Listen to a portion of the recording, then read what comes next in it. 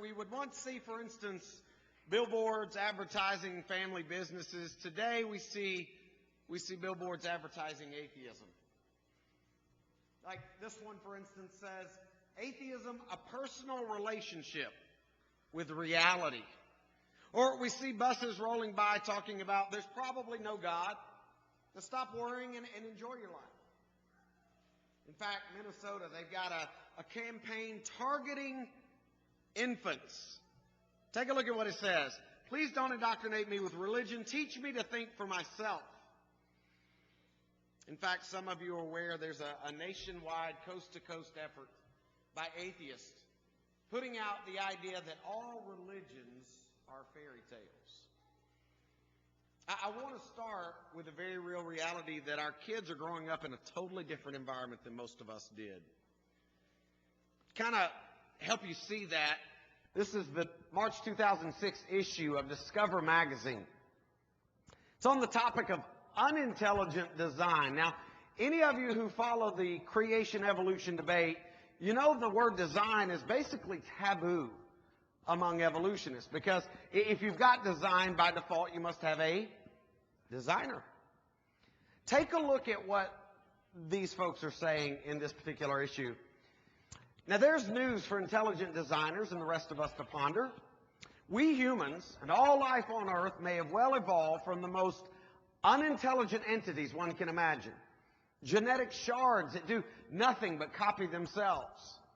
We are nobody's great idea. We are the fortunate mistakes of countless biochemical morons. That's evolution. It's humbling, but somehow comforting. Now, I don't know about you this afternoon. I don't find that very comforting. But the reality is, when you boil it all down, folks, there's really only two options. Either we really are just the fortunate mistake of countless biochemical morons. Basically, you're just here by chance or by accident, or there is a God. And you're here for a purpose. You're here for a reason. You were created in His image. Now, as you look at those two very opposing worldviews, I want you to ask yourself this one simple question. What is the only legal theory being taught in the textbooks today? You don't have to answer the question. I actually brought a couple of the textbooks with me. Like, for instance, this one states, humans probably evolved from bacteria that lived more than 4 billion years ago. Now, our kids are being told that we evolved from some ape-like creature. Or how about this one? It's a biology book put out by Arms and Camp.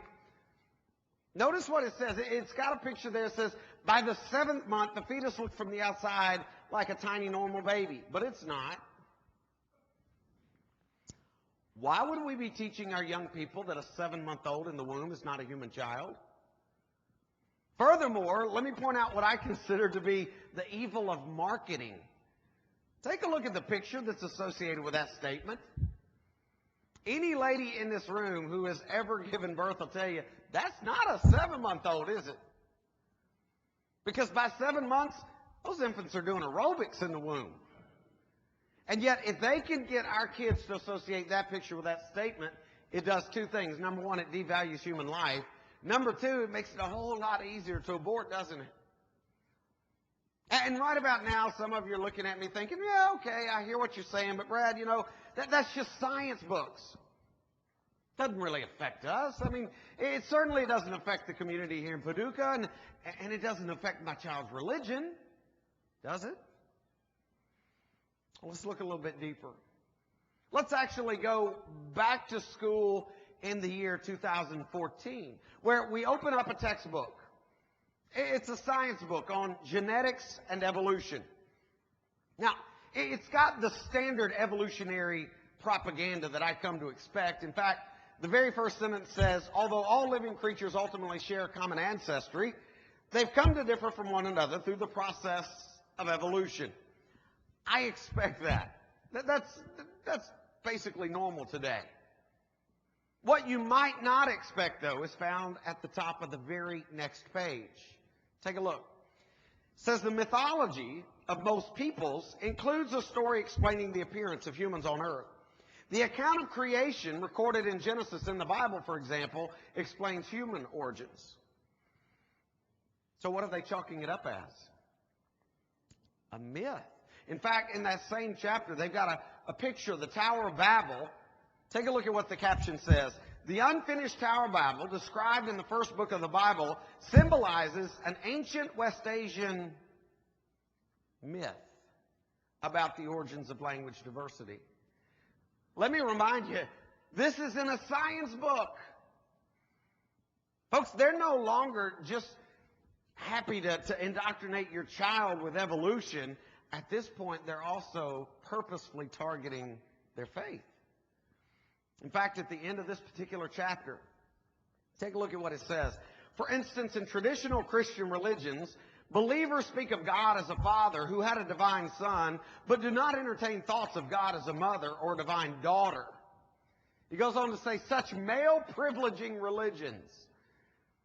In other words, they're basically putting a black eye on Christianity because, after all, we're so intolerant and interesting. Do you think you get the same reaction if you said this about Islam? Which is, by the way, a very male privileging religion. See, moms and dads, you need to understand our children are growing up at a time in which Christianity has a big bullseye on it. I sometimes get asked the question, why do kids need this Christian evidence stuff anyway? I mean, if it's in the Bible, that's enough. And let me point out to you, it is enough, and it certainly was enough 40 years ago. But your children and grandchildren are getting a tax that most of you in this room never got. And they need to know why they believe what they believe. In fact, I suspect everybody in this room, whether you like it or not, most of you, even though we call ourselves Christians, you've been evolutionized. If I were to give you a test this afternoon, not an eating test, because I saw some of y'all, that was pitiful. I'm just saying, okay? I will say this, though. I was in Connecticut 2 weeks ago. Thank the Lord for Southern cooking is all I'm going to say, okay? I love fried food. That's. If I were to give you guys a test, most of you in here would fail. Think about the following scenario. Let's say that it's 6 o'clock this evening, okay? Your child, your grandchild comes running up to you. They want you to read to them, right? So they've got a couple of their books in hand, and you grab them up.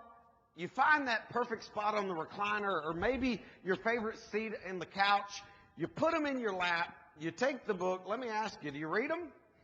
Or did you notice the very first word in the title was prehistoric? Most of you didn't catch that. You know why you didn't catch it? Because you've been indoctrinated, evolutionized. The word prehistoric actually is insinuating a time before who? Man.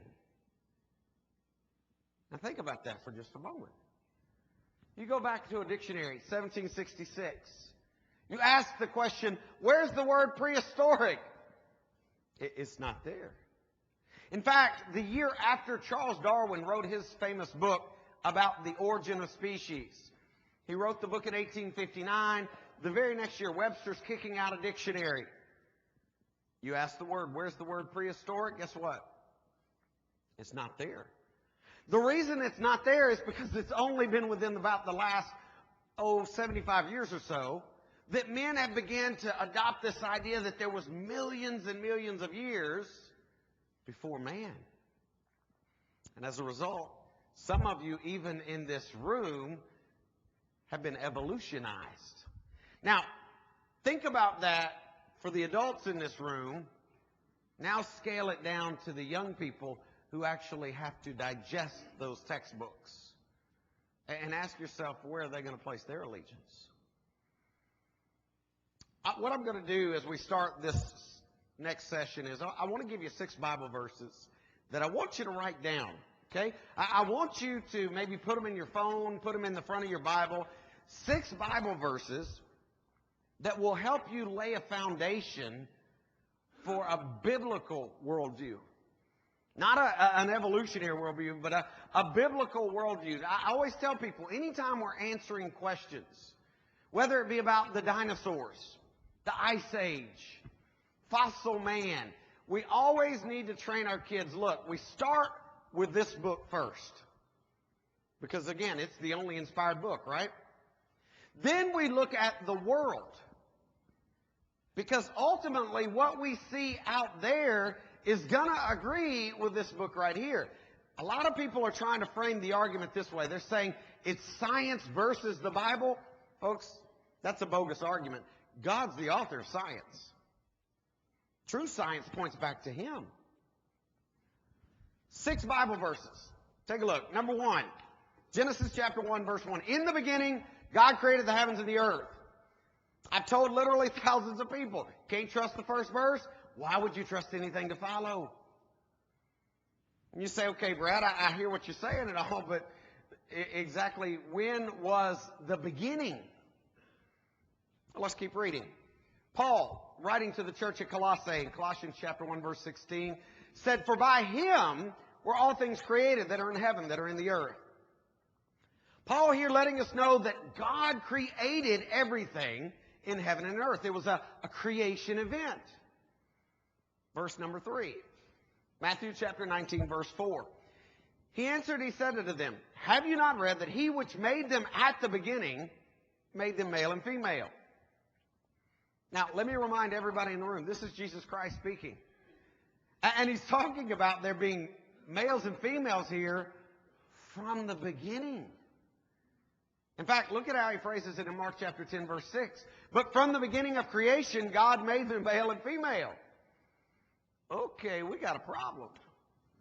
We got a big problem because right now, my child's history book is saying that the earth is 4.6 billion years old, and man's only been here for like a million years.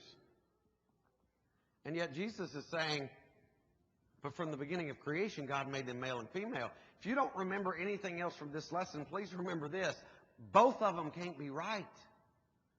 Either this man-made theory that was made up of some seriously bad science and fallible men is right, or the Son of God is correct. Now, wouldn't it be really nice if we knew who that first male was? And Paul takes care of that for us. 1 Corinthians chapter 15, verse 45. So it is written, the first man, Adam, was made a living soul. The last Adam was made a quickening spirit. Notice 2 things. Number 1, he's referring to Adam as a real person, isn't he? Number 2, ask yourself this simple question. Who's that first Adam?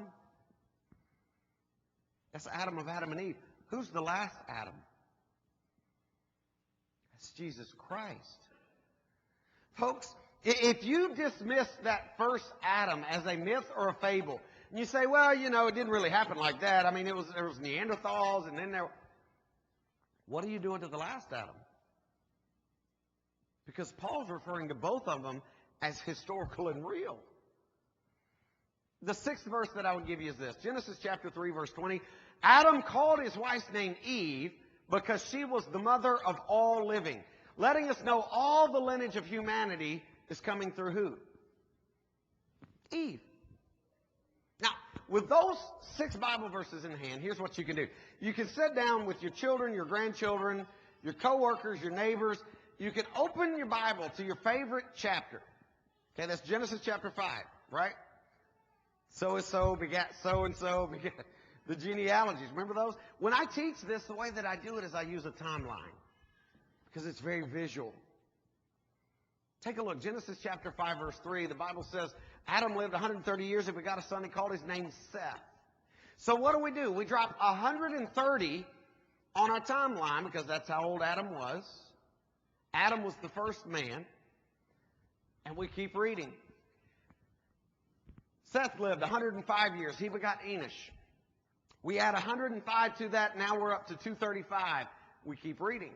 Enosh lived 90 years. He begot Canaan. We add 90 to that. Now we're up to 325. And suddenly, watch this, we can actually build a timeline that's telling us the age of the earth. You say, whoa, time out, Brad. How did you make that jump? Because in the beginning, God created the heavens and the earth. It was a creation event. There were males and females from the beginning. First male's name, I'm just giving you his lineage. You say, but wait a time. Surely you don't expect us to believe that there's not holes or gaps in the genealogies, right? Well, folks, even if, think about how many gaps it would take to fit evolutionary time. And for those of you who brought a Bible, you might flip it open to the New Testament book of Jude. I always want to tell people, turn to Jude chapter 3. Just kind of watch you flip. Only one chapter in Jude. Take a look at verse 14 that speaks of a man named Enoch being the seventh of Adam. So you've got an inspired New Testament writer talking about this guy Enoch, the seventh of Adam. We turn back up here to my timeline, or you turn back to Genesis 5. Lo and behold, guess what? There's Enoch, and guess what? He's seven. Telling me if you're going to put gaps or holes in the genealogies, it's going to have to come after this guy right here. And folks, again, there's not enough gaps or holes in the world to fit evolutionary time into this thing. In fact, let me share something with you some of you have never thought of. You see the vertical line that I just dropped right there? Do you realize everybody to the left of that could have had a face-to-face conversation with Adam? Because they were living as contemporaries. They're living at the same time. So you're actually talking about Lamech. Noah's dad could have actually looked Adam in the eyes and said, what was it like in the garden? But let me show you one I think is even kind of more impressive. Keep your eye on Noah. I'm going to keep the timeline going. We'll slide Noah to the top. You got Noah, you got his son Shem. You realize everybody to the left of that arrow could have had a face-to-face conversation with Shem about what it was like in a pre-flood world? Folks, you're now talking about Abraham and Isaac could have looked Shem in the eyes and said, what was it like? See, if you really want to teach your children a biblical worldview, what you do is you start with a history with a guy by the name of Adam, and you go all the way to us today through Jesus Christ. That's it. Now, I actually had to make this picture, this slide for me, because I wanted you to be able to see in a single slide basically all the way from Adam to Abraham. And I realize it's small, it's hard to read, but if you notice the red bar on the right-hand side of the screen, that indicates the birth of Abraham. So from Adam all the way over to that red bar, if you look across the top, in round numbers, it's about 2,000 years. So follow me for just a minute.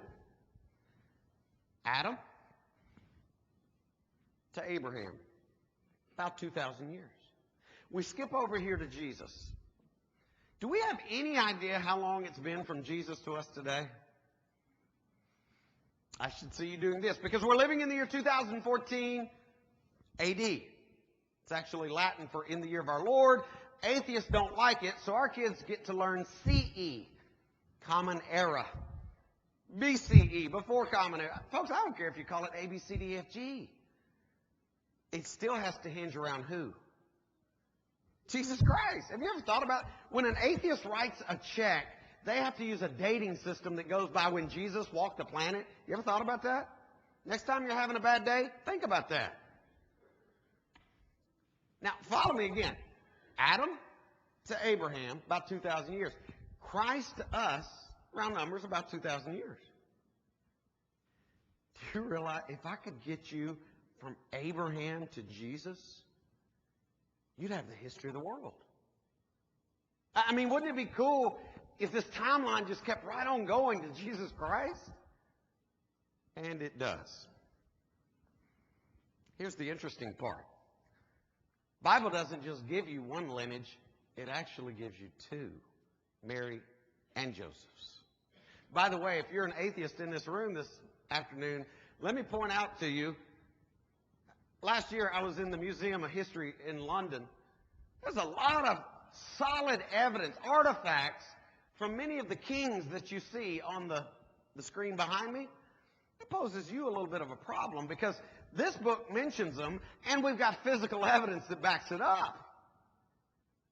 But you're arguing that there is no such person. So what are we doing with the evidence? Just going to throw it out? And you look at me and you say, okay, Brad, I hear what you're saying, but man, that would mean that everything is relatively young. I mean, how can that be? I mean, look at the rocks. The rocks are so old. Okay, what does a young rock look like? It's not like they come out wearing diapers, folks. Okay, my son and I, we're in Mount St. Helens, saw some rocks that are much younger than most of you in this room. You know what they look like? A rock. By the way, if your grandchild ever looks at you and says, Grandmommy, you look old as a rock, don't get on to them. Okay? There are some rocks that were made less than 35 years ago. Okay? You say, but Brad, scientifically speaking, how do we prove this? Well, let's start with math, because numbers can't lie. They're actually incapable of lying. What about population statistics? You know, we've actually been taking the human population all over the earth long enough to know the population is doubling every 35 years. Includes diseases, wars, famines. Every 35 years, population doubles. So let's do the math. Let's say we take two people. We'll call them Adam and Eve. And let's put them back 1,000,000 years ago. Evolution says really that we started before that, but we'll be conservative. Two people 1,000,000 years ago. Average generation time of about 42 years, again being conservative. Average family size, 2.4 kids per family. That's really conservative. Because most of you in here know, you go back in time, the family size got what? Much bigger. But again, I'm going to play conservative here. 2.4 kids. You do the math, we should be sitting at 10 to the 5,000th people. That's a 10 with 5,000 zeros after. Now, why is that a big deal to me? That's a big deal to me because if you take the Hubble telescope, out of all the known universe, it would only hold 10 to the 100th.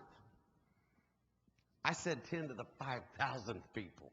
That means ultimately for every area the size of a quarter, you'd have about 500 people. And you hope they wore deodorant, right? Okay, now let's redo this. What if we take two people, we'll call them Adam and Eve, and we go back just 6,000 years, same generation time, 42 years, same family size, 2.4 kids. You do the math, we ought to be sitting at 8.34 billion. You say, wow, Brad, that's pretty cool, but you're still too high. I mean, it's a lot closer, but you still overshot because population just bumped up above 7 billion. And you're right, it did. But what happened about 4,000 years ago that knocked us back to just 8? The flood. Again, folks, numbers don't lie. Now, textbooks will. In fact, take a look at this one. I love this. In a closed universe, a Big Bang may occur once every 80 to 100 billion years. Somebody show me, where's the science in that? That's not science. They might as well say, once upon a time. That's a fairy tale. I had a youth minister one time ask me this question. He said, Brad, is there any way that maybe God could have used the Big Bang to get us to where we are today? Before I answer that particular question, I want to spend a few minutes talking about the science side of the Big Bang. Because in all reality, it's miserable science. It's interesting to me, this is where most of our kids start, right here. When they learn about their origins, it usually goes back to this alleged Big Bang. But have you ever asked yourself, how many of those textbooks actually tell you where the original matter for the universe came from? They don't. I was having a conversation with an atheist. Really nice guy, okay? Good guy. We were at a coffee shop in Franklin, Tennessee. And I told the guy, I said, look, I really, really want to understand your belief system. Tell me, where did everything come from? He looks at me across the table. He said, Brad, clear your mind of everything. I said, okay. He said, that's what was here. He said, that's literally, it was like a vacuum, a void. He said, that's what was here before the Big Bang. I said, all right. Then what went bang? This dude looks at me across the table and says, well, the nothing went bang. I said, all right, wait a second, time out. You're telling me there was literally nothing. And then on some random day, like a Tuesday at 12:30, that nothing went boom, and we got all of this. He said, uh-huh. I said, buddy, I don't have enough faith to be an atheist. Because that requires a whole lot more faith than believing in a God. I mean, think about it for just a minute. Of course, at that point, you know what he did? Crossed his arms, he said, all right, where's your proof for God? You know what I did? Took off my shoe, dropped it on the table. I said, there's your proof right there. Now, he looked at me like most of you guys are. He said, how in the world is your shoe proof that there's a God? I said, would you agree that my shoe exists? He made some snarky comment about, yeah, we can smell it. I said, all right, Ty, that's fine. I said, look, my shoe could have only come from one of three places. Either A, my shoe is eternal, meaning it's always been here, it will forever be here. B, maybe I was just walking along in sock feet one day and poof, out of nowhere, there's a size 11 and a half. Or C, option number 3, it was created. He looks at my shoe, smiled at me, he goes, well, we can tell your shoe's not eternal because it's wearing out. I said, you're right. He said, I'm not dumb enough to think it just popped into existence on the sidewalk. He said, obviously, Brad, your shoe was created. I said, you're absolutely right. Now let's talk about that shoemaker. Is the shoemaker eternal? Did he pop into existence from nothing, or was he created? And I watched a guy who had espoused atheism his whole life. I watched the blood leave his face because he realized he was hinging everything on the idea that my shoe just popped into existence from nothing. Because, folks, you can take this argument all the way back, literally, to the beginning of everything. This is from a textbook page. Look at what it says. In the realm of the universe, nothing really means nothing. Not only matter, energy would disappear, but also space and time. However, physicists theorize that from this state of nothingness, the universe began in a gigantic explosion about 16.5 billion years ago. This theory of origin of the universe is called the Big Bang theory. Now, that doesn't sound real good to a student. They're not going to necessarily bite on this idea that everything came from nothing. So you know what we've done now? We actually shrink it down to a little point, and we say, oh, everything came from this little ball in space that was highly packed, really dense. In fact, this is the April 2002 issue of Discover. They say that that red dot right there, that's the actual size of the universe at 10 to the minus 24 seconds. In fact, take a look at the subheading on this particular issue of the magazine. I'll blow it up so you can read it. It says, the universe burst into something from absolutely nothing. Zero. Nada. As it got bigger, it became filled with even more stuff that came from absolutely nowhere. How's that possible? Ask Alan Guth. His theory of inflation helps explain everything. Let me point out, before I ask Alan Guth, let me point out that is a faith-based system, folks. They have absolutely no scientific evidence supporting something coming from nothing. I mean, if you're in this room and you honestly think something can come from nothing, meet me after the lesson. I want to sell you some nothing, okay? I got it on sale today. Whole bunch of nothing. I'll make you a great deal on some nothing. We know you can't get something from nothing. So here's what Alan Guth says. We asked him in a magazine. He gave an interview in Omni magazine. They asked him that very question. They said, how big is this very early pre-inflation universe? Take a look at what he says. Amazingly small, about 10 to the minus 24 centimeters across. Smaller than a proton. He said, also amazing, it would have contained only about 25 pounds of matter. What's my next question? Where'd your 25 pounds come from, buddy? He didn't explain the universe. All he did was shrink it down to 25 pounds, blow some smoke in your face, hope you couldn't see through it. So Think about it for just a minute. Every year our kids go to school, they open a textbook where they're being told, this is what we came from, a big bang. And yet, here's the reality. My 10-year-old child, he's smart enough to realize there's a problem with that.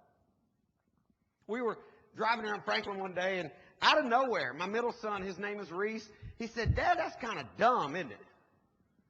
I'm like, what's kind of dumb, son?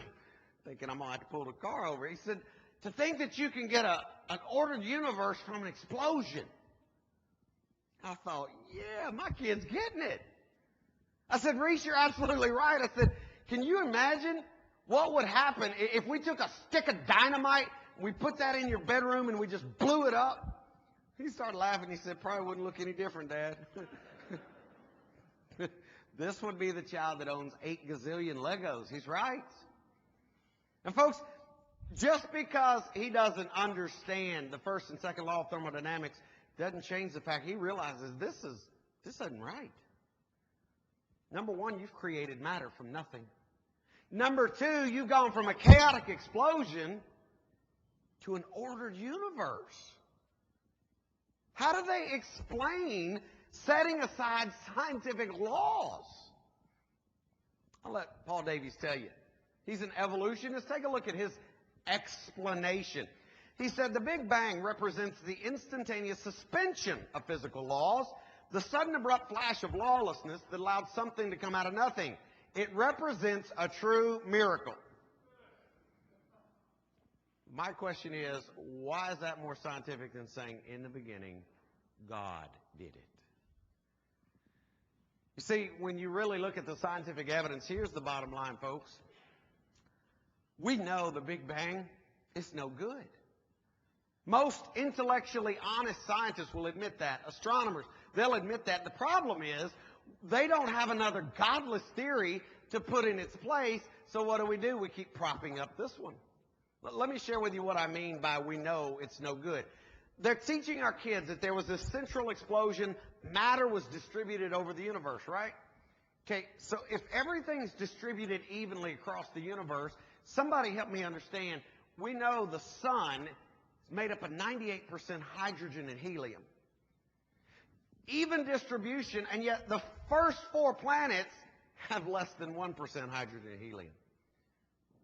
That doesn't sound like an even distribution. By the way, if this thing happened billions of years ago, somebody help me understand, why is Jupiter still cooling off? And by that I mean it's still giving off twice as much heat as it receives from the sun. In fact, we got NASA's photographing volcanic eruptions on the moons. We know Ganymede has got a molten liquid core. You know what that means? It means stuff's not billions of years old, but they're certainly going to tell our kids that. In fact, I want you to read a quote. This is from an astronomer. His name's Bob Berman. He was writing to his fellow astronomers, okay? Wrote a scientific article in the journal Astronomy. He said, we need to start putting a warning before every article that has to do with the Big Bang. Take a look at his warning. It says, warning, the following contains contemporary cosmology. Reading it can produce disorientation and confusion. Nobody knows what's going on, and nothing you read here is likely to be true. Now, that's one astronomer to his fellow astronomers. How do we present it in the textbooks? It's fact. Let's get back to that question for just a moment. Could God have used a Big Bang to get us to where we are today? Folks, all you really need are the first 2 verses of this book. If you got a Bible, open it up. Genesis chapter 1. Take a look, verses 1 and 2. In the beginning, God created the heavens and the earth. The earth was without form and void. Darkness was upon the face of the deep. And the Spirit of God moved upon the surface of the waters. How does Moses describe the earth on that very first day? Oh, ask yourself this question. What was the Spirit of God moving over? Waters, right? And we don't think of it this way, but it was a water-covered heavenly body. Remember, God hadn't brought forth land yet. Now, do we know the boiling temperature of water? Depending on which system you use, it's either 100 degrees or 212, right? Okay, what happens once you pass that temp? Water turns to steam, goes away. Okay, so think about this. How do you go from a million-degree alleged Big Bang explosion to having a water-covered heavenly body on the same day? Fact is, you can't. You add to that, according to the Bible, what day did the sun, the moon, the stars all come into the picture? Day 4. In fact, let me just kind of land the plane for you. Everybody in this room who believes you are a New Testament Christian, who believes the Bible to be inspired, you need to understand very clearly there were plants here before there were stars, according to Jehovah God. Fit that in your Big Bang theory. You can't. You say, but wait a second, Brad. I mean, surely each one of those days was like a long period of time. Maybe each one of those days was 1 billion years or millions of years. I always, every time, and we'll have to figure out a way to do it with you guys maybe on a Wednesday night. Normally, I will have a Q&A session at least once or twice in a weekend seminar and let people, and inevitably, somebody will always throw this out. But, you know, Brad, the Bible says God doesn't view time the way we do. Day to him's like 1,000 years. 1,000 years is like a day. It's interesting to me. They usually can't quote it right, and they certainly don't know where it came from. But 2 Peter chapter 3, verse 8 does say, the day to the Lord is like 1,000 years. 1,000 years is like a day. But before I let you rip that horribly out of context, drop it in the creation account, we got to first ask ourselves, what was he talking about in 2 Peter 3:8? Was he talking about creation? Now, remember, they were getting impatient, wanting to know, when's he coming back? He said, look, God doesn't count time the way you do. Day to him is like 1,000 years. 1,000 years like a day. Second problem with you ripping that out of context. The word day he uses in 2 Peter 3:8, it's the same word we find when we go back and we look at Jesus Christ being in the tomb for 3 nights and 3 days. Anybody want to put Jesus in a tomb for 3,000 years? Or what about Jonah the big fish? Same word. You want to put him in the belly of a fish for 3,000 years? It's interesting. We don't want to stretch those periods of time out, but we want to stretch out creation. You know why? Because we bought into the idea that surely all of those secular scientists can't be wrong. Well, let me ask you, has science ever been wrong in the past? Oh, yeah, we have. I could spend literally an hour just talking to you about why we know it's not this way. I'll throw out a few things for you to chew on. We see in Genesis chapter 1, Moses talks about specifically an evening and a morning word day 1, an evening and a morning word day 2. You can look at verse 5, verse 8, verse 13, verse 19. He defines it as an evening and a morning, then he gives it a numerical adjective. Now look at what he says in verse 14. Genesis chapter 1, verse 14. God said, let there be lights in the firmament of the heaven to divide the day from the night. Let them be for signs and seasons, for days and for years. He gives you 3 elements of time in that one verse. Days, years, seasons. Folks, if each one of these was not a 24-hour day as you and I recognize it, but rather millions of years, what's he talking about in verse 14? Where he specifically mentions days and years. Exodus chapter 20, verse 11. For in 6 days the Lord made the heaven, the earth, the sea, and all that is in them. But my wife, she always tells me this. She says, Brad, keep it simple. Sometimes, occasionally, I'll start going this direction. And she's always my wife is better at keeping me humble than anybody on this planet. She reminds me that I do leave my clothes in the floor all the time. And so she says, bring it down. So here's how we answer this question simply, okay? If I were to ask you, what day were all the green flowering plants, the herb-yielding plants created on? According to the Bible, it's day 3. Now, again, if I ask you, what does that thing need in order to reproduce, to grow? That's a stargazer lily.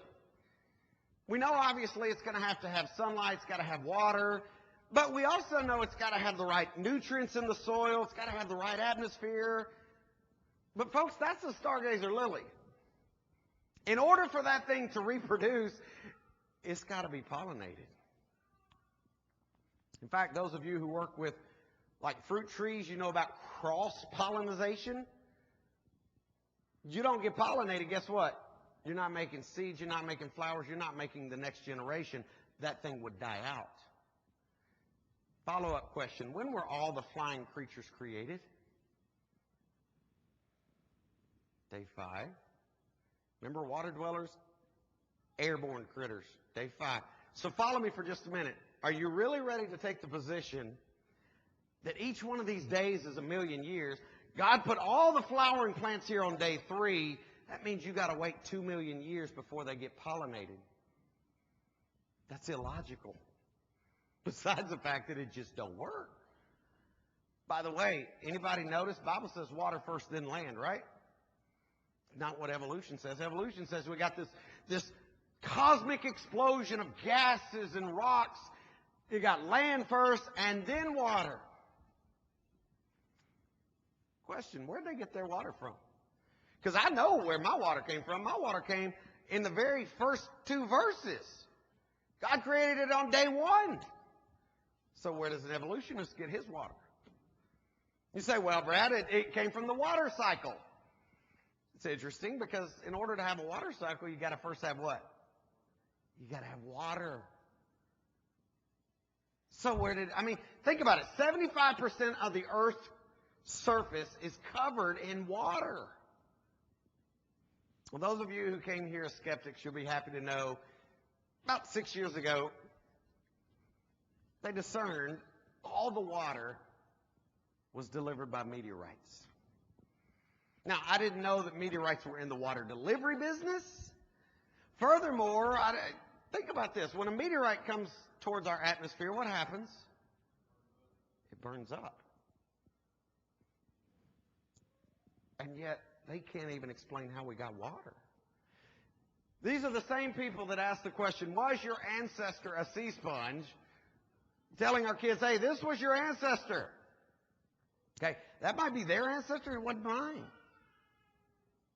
And yet, like I told you guys, our kids are being indoctrinated with it. If I ask your children right now, how many of you have heard of the Triassic or the Jurassic period? Or how many of you have taken tests on it? A lot of them have. Geologic column is a staple in the textbooks. One of the reasons it's a staple is because it builds artificially millions of years into the picture. Had a young man come up and talk to me about it one day. I said, have you learned it? He literally named it top to bottom. He said, yes, sir, we took a test on it. I said, well, did they tell you how it was actually made? He kind of looked at me funny. He said, no. He said, they didn't teach us that. I said, I didn't think they would. Because you see, it was actually fashioned in the 1800s, built almost solely on assumptions. It's interesting. We didn't know in the 1800s how fast striatal layers were put down or how fast canyons were formed. 34 years ago, all of our assumptions were blown away, literally. 34 years ago, Mount St. Helens erupted.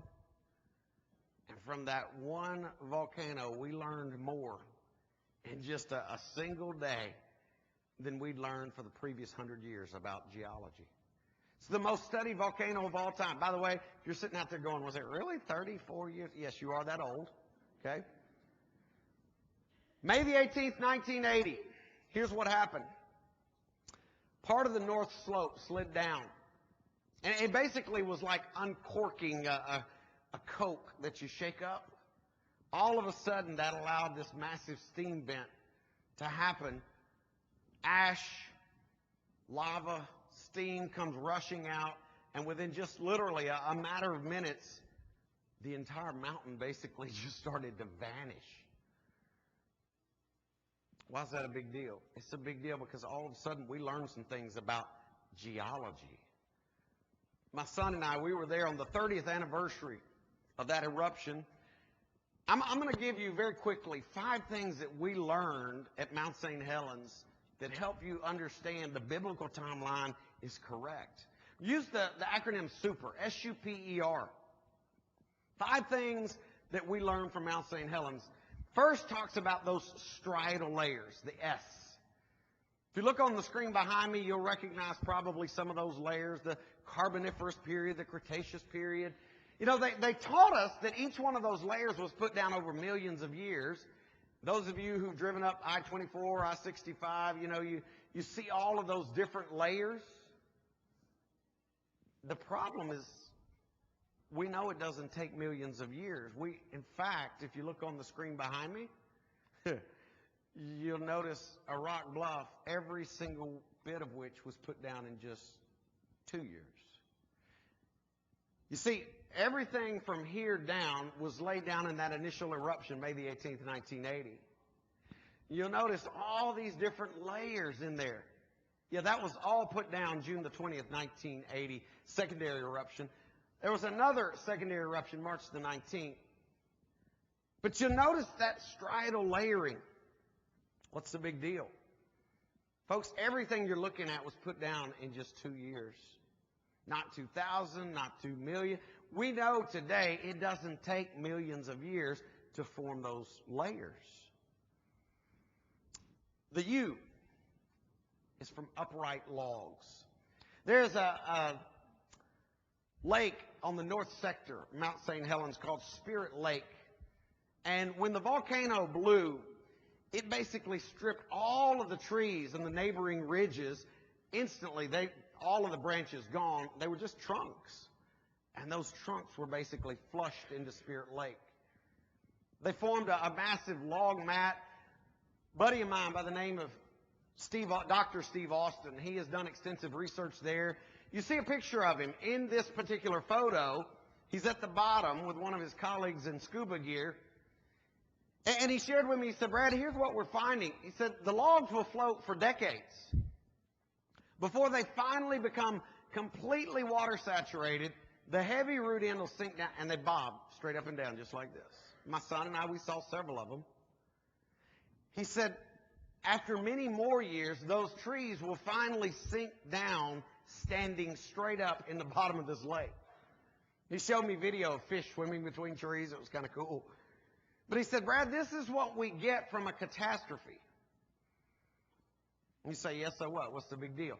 It's also what we see in the fossil record. Now, just to orient you for a moment, if you look carefully, you got 3 men right here at the bottom of this rock bluff. Those are 5 fossilized trees. But you'll notice they're going through several different layers. In fact, you got one that's starting out right here in the Carboniferous period, grows up through the Triassic period. That's over 150 million years, folks, allegedly.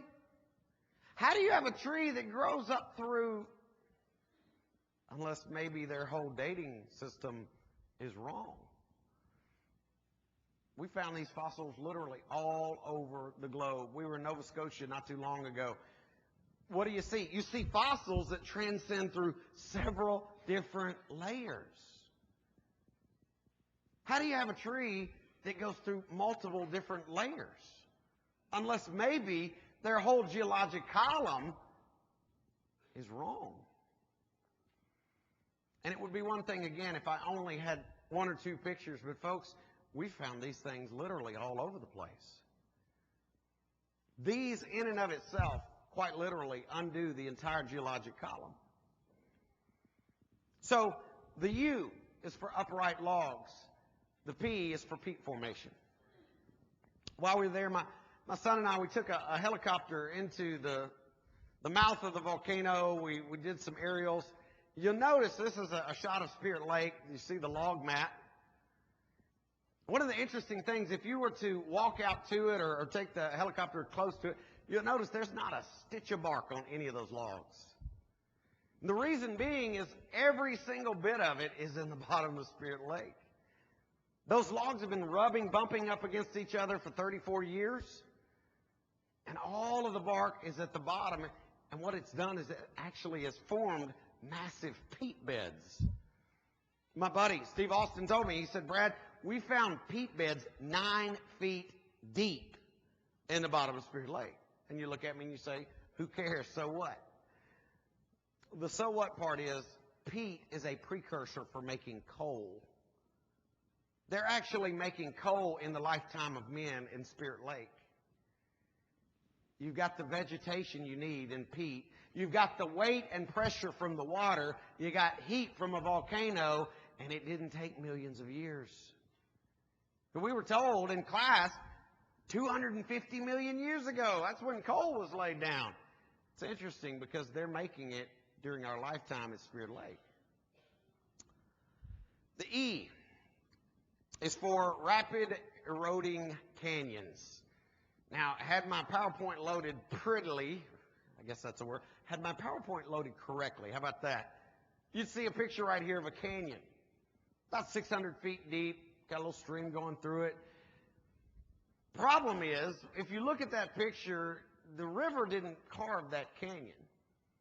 And the reason I know that is because when we went into Mount St. Helens, that particular canyon was formed not over millions of years, not over thousands of years. It was formed in 2 days. 2 days. Why? Let me share with you. You go into the blast zone, one of the things you'll notice is the volcano did not just go straight up. It actually also came out. And the week before, the girth of the mountain was growing by 15 to 35 feet a day. I tell young people, it looked like a big zit just waiting to explode. Right before it did, all of the snow and the ice on the north sector slid down into the valley. It blew. Lava comes pouring out. What do you think happens to snow and ice? It doesn't just melt. It turns to steam instantly. And steam's got to go somewhere. And what it actually did was it blew steam vents 600 feet deep in just 2 days. And yet, everybody in this room, you've probably read statements like this. Over millions of years, the Colorado River has carved out the Grand Canyon from solid rock. Oh, how we love that Colorado River and the Grand Canyon. It's one of evolution's icons. They love to use it. In fact, most of you in here, if I were to ask you, were you taught that river carved the canyon? If you were honest, most of you would say, yeah. River didn't have anything to do with it. I'll show you what I mean by that. We know it's a fact that the Grand Canyon exists, right? 2 different interpretations. You've got evolutionists that say, hey, it was formed slowly, millions of years, little bit of water. But then you've got creationists that say, wait a second, Mount St. Helens has shown us you can do this very quickly, short amount of time with a lot of water. Problem is, right now, evolutionists are basically blurring the line between what's fact and what's their interpretation. So today, here's what our students are reading, something like this. Colorado River is cut through layer upon layer of rock over millions of years. Well, if that's the case, help me understand this. Scientifically speaking, we know that the river enters the canyon at an elevation of 2,800 feet. Scientific fact, we can't refute it. If you don't trust me on it, take a GPS, go stand right over in this area, you'll find the elevation to be about 2,800 feet. Now, the south rim, the part that everybody looks at and says, oh, this is beautiful, is sitting right over here at an elevation of 6,900 feet.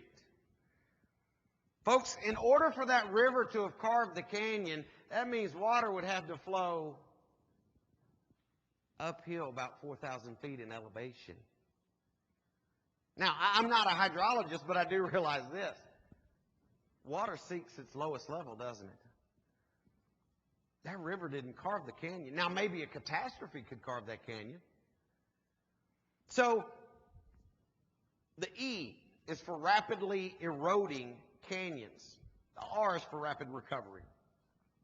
The screen behind me, you see a picture we took first day into the blast zone, about 3 minutes in. You can tell it's already back. I remember when I was a young child, this thing blew, and scientists were saying, it's going to take 60,000 years before everything comes back. And then they corrected. They did a self-correction, said, oh, it'll take 30,000. Okay, well, that's 30 years to the day. And it's back. In fact, the elk that you see they were some of the first visitors to come back. Elk have very, very tough hooves. They would walk out across the pyroclastic flows, the lava flows, and they would break the lava, and then elk do what elk do. They fertilized. And more life came back. Folks, think about this. They were working off of an evolutionary time scale. Because when that thing blew, it did look like a bomb went off. I mean, it killed everything. Those of you who were around at the time, you remember. I mean, it was a big deal. Okay, but think about this. Ask yourself this simple little question. If evolution is true, Mount St. Helens wiped out all life forms within a several mile radius. Why didn't we evolve new plants and animals into that blast zone? Because we didn't. I'll tell you why. Because, folks, it's a fairy tale. And yet, here's the reality. Anybody in this room, in 2 days, you could take your family, go to Mount St. Helens, prove everything that I just showed you, and yet it's not going to be in the textbooks. The reason? What's one thing they got to have lots and lots and lots of? Lots of time. In fact, I'm going to show you one last picture, textbook picture. This is out of a teacher's edition. Notice what it says. Stress that the earth is thought to be at least 4.5 billion years old. Okay, why would we stress that? Because without that much time, you're not getting off the ground. Let me read to you one last passage before I let you go. Turn in your Bibles to Romans chapter 1. Romans chapter 1. Take a look at what Paul wrote. I'm going to start reading in verse 18.